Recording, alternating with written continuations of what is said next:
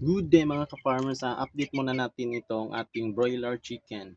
15 days na nila ngayon. Ito na siya, malaki-laki na siya guys. Ilang grams na kaya ito, hindi pa tayo nakabili kasi ng timbangan.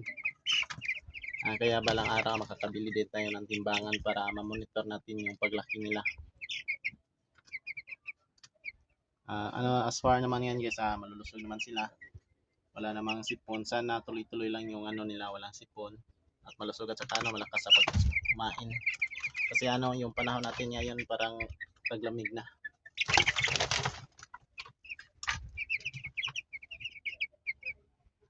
10 pieces muna yung aking first batch guys. Plano natin magano pa ng second batch na marami-rami. Tuloy-tuloy lang natin itong pag-aalaga ng broiler chicken. Sa inyo, ano ba yung mga magandang pag-aalaga dyan?